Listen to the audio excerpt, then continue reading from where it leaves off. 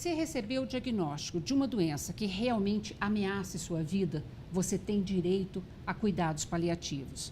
Inclusive, desde 2018, há uma lei que garante o tratamento pelo SUS, Sistema Único de Saúde. Mas vamos entender melhor este universo dos cuidados paliativos, que no Brasil tem sido essencial para uma morte digna, sem dor, sem sofrimento físico, com acolhimento emocional e espiritual do paciente e da família. Por isso, no estúdio hoje, uma das principais especialistas no assunto, a doutora Dalva Yuki Matsumoto, médica clínica geral e oncologista, coordenadora da Hospedaria de Cuidados Paliativos do Hospital de Servidor Público Municipal de São Paulo e membro da Câmara Temática Interdisciplinar de Cuidados Paliativos do CREMESP e também do Instituto Paliar. E vamos conversar também com Regina Maura dos Santos, filha única, que cuidou da mãe que teve câncer e agora cuida do pai que recebe cuidados paliativos. Bem-vinda, muito prazer tê-las aqui comigo hoje, viu? Prazer. Prazer é nosso. Doutora Dalva, vamos explicar, para começar, o que são cuidados paliativos, que a maioria da população ainda não conhece. Isso. Cuidados paliativos são uma prática que se iniciou nos anos de 1960 no Reino Unido. Uma mulher que era assistente social, depois fez enfermagem, depois fez medicina. Ela descobriu que os pacientes, na época, ela cuidava de pacientes com câncer em fase de terminalidade. Tá. E ela percebeu que esses pacientes tinham um grande sofrimento, principalmente dor maltratada. E aí ela fez todo um movimento no sentido de oferecer uma qualidade de vida para esses pacientes. E esse movimento cresceu, ganhou o mundo. Chegou no Brasil por volta dos anos 1980, com algumas iniciativas bem tímidas. Tá. Mas ele começou a crescer grandemente a partir dos anos 2000. O meu serviço começou a ser gestado em 2001. Conseguimos colocá-lo para funcionar em 2004. Nossa, ainda bem, hein? Isso. Já tem uma longa trajetória, né? Com bastante dificuldade nos primeiros momentos, justamente porque ainda era uma prática bastante desconhecida. E a maioria das pessoas, inclusive os profissionais da área de saúde, achavam que eram coisas para se fazer, não só desnecessárias, como todo mundo achava que sabia fazer, mas principalmente voltado para cuidar da morte, o que não é isso. Então, cuidados paliativos nasceu, principalmente aqui no Brasil, como você está contando, com a história do câncer em estado terminal, mas não é só. Não. Voltado a pacientes na terminalidade, né? Exatamente. No mundo e no Brasil, esse cuidado cresceu e se estendeu para toda e qualquer doença potencialmente mortal. Em 1990, a Organização Mundial de Saúde elaborou o primeiro significado de cuidados paliativos, que foi revisto em 2002, e agora, em 2017, teve a sua versão mais atualizada, que diz que o cuidado paliativo é uma prática que é realizada por uma equipe multiprofissional e que cuida de pacientes portadores de doenças potencialmente mortais. Então, essas doenças não são só o câncer. Hoje, qualquer doença crônica, progressiva, que possa levar à morte e que traga sofrimento, são doenças passíveis de cuidados paliativos. Então, nós podemos falar de uma artrite reumatoide, de uma esclerose lateral amiotrófica. Isso.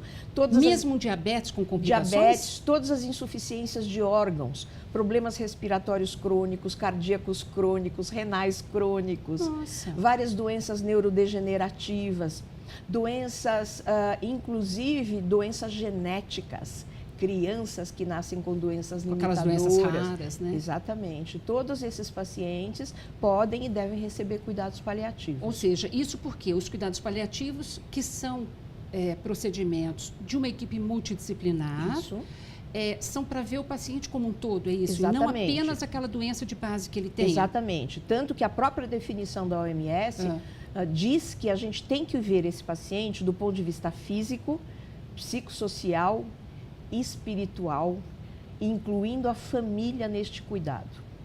Bom, você me deu uma deixa agora para a gente ouvir a história da Regina, Isso, né? sim. Que é filha única, não é isso? Exato. E que você teve o pai e a mãe em cuidados paliativos. Como é que foi isso para você descobrir essa possibilidade? Então, minha mãe, ela adoeceu em 2015 Até então eu não sabia que seria um câncer, né? Ela começou a ser tratada no Hospital Servidor Municipal, que meu pai é funcionário público, aposentado.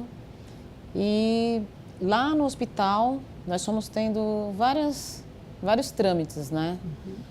E chegou numa fase que minha mãe entrava e saía muito de internação. E o hospital ele teve a preocupação dela não pegar uma infecção hospitalar, de umas coisas mais sérias, já junto com a doença que já estava bem avançada no caso da minha mãe. E um médico do servidor, foram 2 médicos, mas o médico que era um ginecologista dela, chegou até mim e falou que existia um lugar que podia parar com essas internações contínuas que ela estava tendo, que tinha todo o apoio nesse lugar. Eu nunca nem tinha ouvido falar, para ser sincera, não sabia nem que existia. E eu fiquei impressionada. Na realidade, você poderia ir visitar primeiro e depois levar o paciente. E como é que foi o teu procedimento? Você foi com a sua mãe primeiro lá na hospedaria Então, visitar? na realidade, não. Eu tentei fazer isso, ir primeiro e depois. Só que ela estava num estágio complicado de saúde e eu acabei já indo diretamente com ela. No primeiro momento, ela não quis ficar. Ela ficou 2 dias e voltou, mas não por causa do cuidado, e sim por causa da ausência do meu pai. Né? Porque nós somos 3 pessoas, éramos 3 pessoas, né? E aí, na segunda vez, ela já teve uma aceitação muito melhor, porque ela foi percebendo o tipo de tratamento que ela estava tendo. Minha mãe tinha dores muito fortes. A gente foca principalmente nos sintomas físicos, porque não dá para trabalhar problemas emocionais e espirituais se você tiver com muita dor ou com muita falta de ar. Então, um controle muito adequado de sintomas físicos, isso é prioritário sempre. Como eu trabalho com uma equipe multiprofissional, então eu tenho como abordar todas as outras questões que levam ao sofrimento. Até porque existe uma definição que a própria Cecily Saunders, lá do Reino Unido, construiu, que é a definição de dor total. Ela dizia que toda a dor, ela pode ser multiplicada em muitas vezes se esse paciente que sofre a dor tem problemas de ordem emocional, espiritual, familiar e social. E não adianta eu tratar somente essa dor com analgésico se eu não abordar esses outros sintomas. Ou seja, uma maneira muito mais humanista, né? Exatamente. E mais global e mais abrangente de você abordar. E isso hoje, essa política, esta filosofia, também acaba se aplicando a todos os outros sintomas. Porque a gente sabe que quando a gente tem uma falta de ar, se a gente fica ansioso e nervoso, a falta de ar é maior. Se a gente tem uma dor, a dor é maior. E assim vale para qualquer sintoma. Até os sintomas emocionais também. Né? A própria angústia, a própria depressão pioram muito se você se sente desassistido, se você se sente abandonado ou sem um caminho a seguir. A minha dor física, a minha complicação, ela tende a aumentar. Isso. Né? Então, o que esta equipe faz é acolher todas essas dores e trabalhar todos esses aspectos junto ao paciente e ao familiar. Nós estamos aqui com a Regina, que a sua mãe acabou falecendo? Sim, ela teve no tratamento paliativo mais ou menos 1 ano. E o seu pai tem o que agora? Ele também está na hospedaria? Meu pai também. Meu pai, 3 dias antes da minha mãe falecer, meu pai foi diagnosticado com câncer de intestino, de reto. Ele tinha que passar por uma cirurgia urgente. Inclusive, eu estava com a minha mãe na hospedaria. Eu tive que chamar uma terceira pessoa para poder me ajudar, que é um tio que ele foi. Ficou com ele e o médico pediu para eu ir até lá. Quando eu cheguei lá, ele foi diagnosticado com um tumor de reto. Ele operou e aí eu consegui, graças à doutora e graças à equipe, consegui que ele pudesse ser tratado lá também. Porque ele tem assim, meu pai, teve um tumor, tirou, só que agora a gente está com, né, doutora? A gente está com novamente... Exato. O tumor voltou. Na realidade, ele voltou no local e isso causa alguns transtornos, causa desconforto. Agora, uma coisa muito interessante que a Regina tinha me contado é que muita gente acha que foi para cuidados paliativos, internou, não volta mais. E não é verdade, né? Seu pai já foi para casa, ele só volta a ser internado de tempos em tempos, né? De tempos em tempos. Inclusive, ele estava internado, ficou internado mais ou menos 1 mês, 40 dias, recuperou, ele chegou bem debilitado mesmo. E ele foi tratado lá, ele deu uma boa recuperada, nós ficamos mais de um mês em casa novamente. Agora ele teve um novo problema de saúde, que é consequentemente pela doença, né? Só que, assim, a diferença é que ele é muito bem cuidado, muito bem assistido.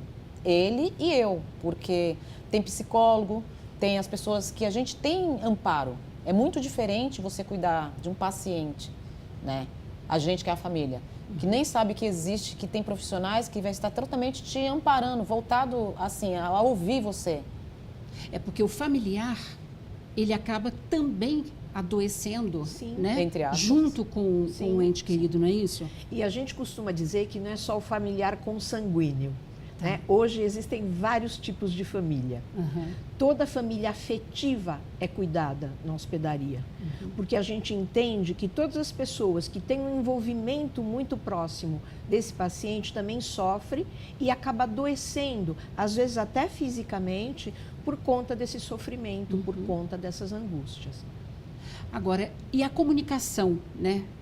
É outro grande dilema, é um desafio, né? Você comunicar uma doença que você não tem cura, né?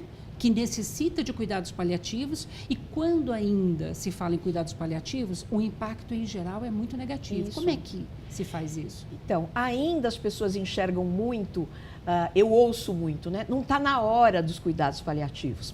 Pela definição da Organização Mundial de Saúde, esses cuidados devem ser oferecidos o mais precocemente possível. Não é só na fase final de vida. No primeiro momento, esse paciente vai ser acompanhado pela sua equipe de origem, seja o oncologista, seja o geriatra, seja o clínico, o cardiologista. Ou a equipe de cuidados paliativos entra para ajudar nessa trajetória. Num primeiro momento, às vezes, para dar suporte, para trabalhar essa questão da comunicação, porque a maioria de nós profissionais da área da saúde temos uma formação muito ruim para a gente se comunicar. Para se comunicar com o paciente. Isso, com o paciente, com a família e às vezes com a própria equipe. Porque a maioria de nós é treinada, e ainda isso acontece, para curar. É verdade. Né? E a não cura acaba sendo enxergada pela sociedade, pelos profissionais, como fracasso. Então, isso traz muito sofrimento também para a equipe profissional. Eu ouvi muito isso na minha formação, não se envolva. Você tem que manter distanciamento. Eu tive que aprender a duras penas, e eu costumo dizer para os meus alunos que essa foi uma das grandes mentiras que eu ouvi durante a minha formação. Porque a única forma de você cuidar de seres humanos é se envolvendo emocionalmente.